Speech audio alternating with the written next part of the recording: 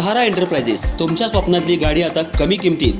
इचलकरंजी शहरालगत असलेल्या कबनूर चंदूर रोडवर कोन्नूर पार्कमधल्या सहारा एंटरप्राइजेस इथं पश्चिम महाराष्ट्रातली विविध बँका आणि फायनान्स कंपन्यांनी जप्त केलेल्या जुन्या दुचाकी आणि चारचाकी गाड्यांची विक्री केली जाते.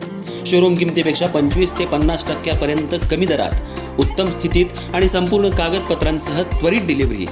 दुचाकी 20,000 पासून पुढे तर चारचाकी 50,000 पुढे. आपल्या पसंतीची कार किंवा बाईक आता अगदी परवडणाऱ्या दरात घेऊन जा. विश्वास, पारदर्शक व्यवहार आणि उत्तम सेवा हेच आमचं वैशिष्ट्य. पत्ता Konnur park, Kabnur Chandur road, Ichalkaranji. Proprietor Rajubhai Ajgar. संपर्क 8055810910 आणि 9860785786.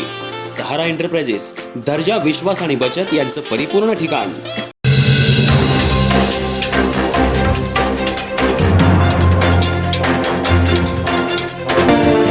इचलकरंजी शहरात कालपासून महानगरपालिकेच्या वतीनं मोठ्या प्रमाणावर अतिक्रमण हटाव मोहिमेला सुरुवात करण्यात आली. शहरातील मुख्य मार्ग, बाजारपेठा तसंच फुटपाथवरील अनधिकृत अतिक्रमण हटवण्याचं काम युद्धपातळीवर सुरू आहे. शहरातील वाहतूक कोंडी कमी करणं, नागरिकांना मोकळे रस्ते उपलब्ध करून देणं आणि पादचाऱ्यांसाठी फुटपाथ मोकळं करण्याच्या उद्देशानं ही मोहीम हाती घेण्यात आली आहे. आज या मोहिमेअंतर्गत शहरातील ASC कॉलेज परिसरातील अतिक्रमणावर कारवाई करण्यात आली. महानगरपालिकेच्या पथकानं रस्त्यालगत उभारण्यात आलेले तात्पुरते शेड, हातगाड्या, फलक, अनधिकृत बांधकाम साहित्य तसंच फुटपाथ अडवून ठेवणारं साहित्य हटवलं. या कारवाईमुळे परिसरातील रस्ता मोकळा झाला असून नागरिकांनी समाधान व्यक्त केलं.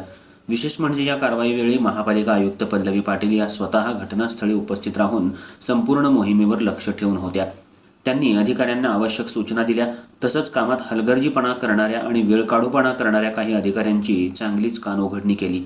कामात कसूर खपवून घेतले जाणार नाही असा स्पष्ट इशाराही त्यांनी दिला.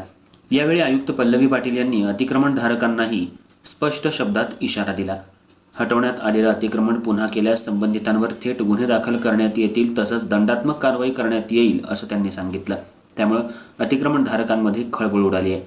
महापालिकेच्या या धडक मोहिमेमुळं शहरातील अनेक प्रमुख मार्ग आता मोकळे होत असून वाहतूक सुरळीत व्हायला मदत होतीये.